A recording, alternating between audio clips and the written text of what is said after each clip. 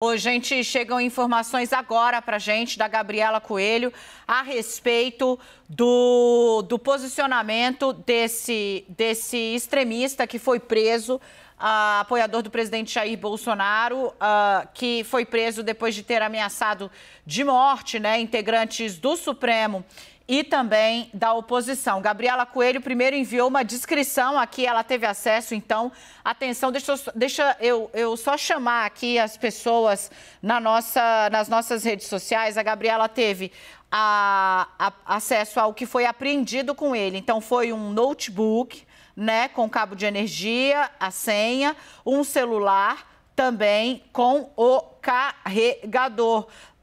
A equipe diz ainda no ato circunstanciado que quando houve ali a chegada da equipe, depois dos policiais se identificarem, o homem se recusou a abrir o portão, o que obrigou a Polícia Federal a usar a força, né, para abrir a porta, e que depois disso os trabalhos seguiram na normalidade. Mais do que isso, gente, mais do que isso, tem o termo de declaração, a Gabriela conseguiu.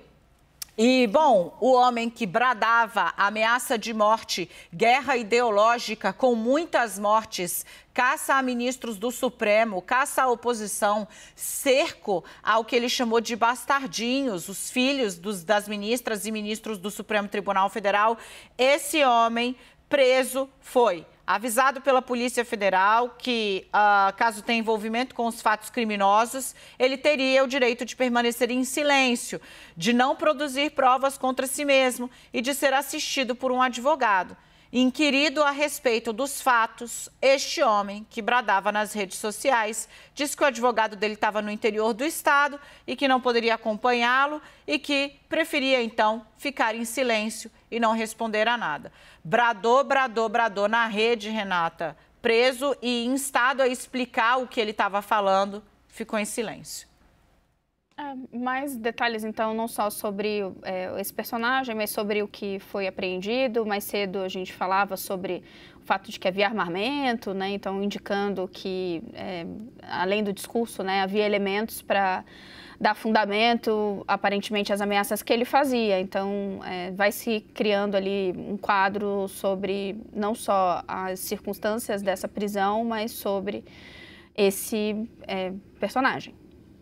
Deixa eu trazer aqui um pouquinho, ainda seguindo com esse assunto, uma clássica, né, Yuri, né? Bradou na hora de explicar. Ele podia, inclusive, veja que o termo, né, da declaração, ele é bem claro, né? Se tiver conexão com os fatos investigados, pode guardar silêncio, e ele fica em silêncio.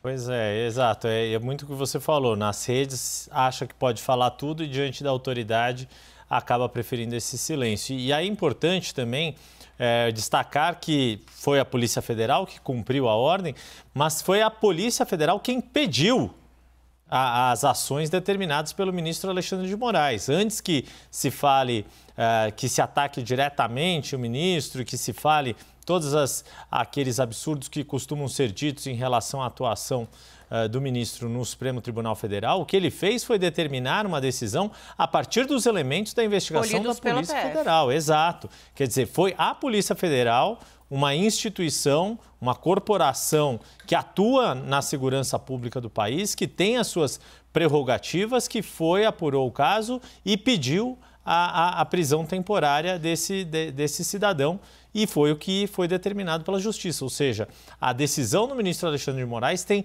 todo um amparo fático e legal nesse pedido feito pela Polícia Federal, que foi quem fez a operação, e na hora de fazer a primeira oitiva desse cidadão, ele preferiu ficar em silêncio. Leandro, tem dois comportamentos, né, desses grandes alvos do inquérito das fake news, né?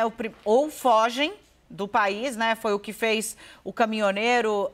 Vamos lembrar, a gente me ajudar a lembrar o nome dele. Ele ficou foragido, foi para o México. Trovão. Zé Trovão, perfeito. Zé Trovão, ou o próprio Alan dos Santos, né, que agora disse ter perdido tudo, porque segue e insiste, apesar da ordem da Justiça, para que ele pare de utilizar as redes sociais para o cometimento de crime, no entendimento do Supremo, ele segue insistindo. Outro dia disse que perdeu tudo, Leandro. Ou foge ou fica em silêncio.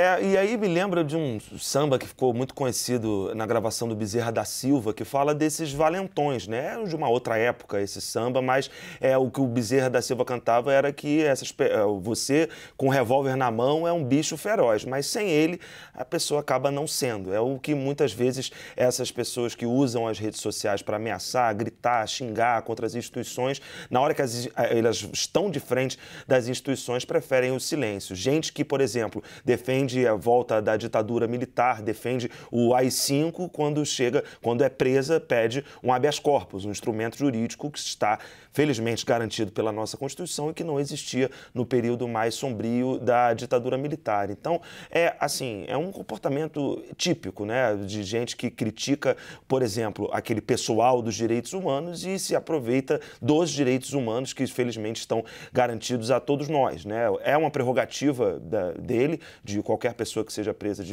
permanecer em silêncio. Garantida pela justiça. Pela justiça que ele tanto critica, né? Critica não, né?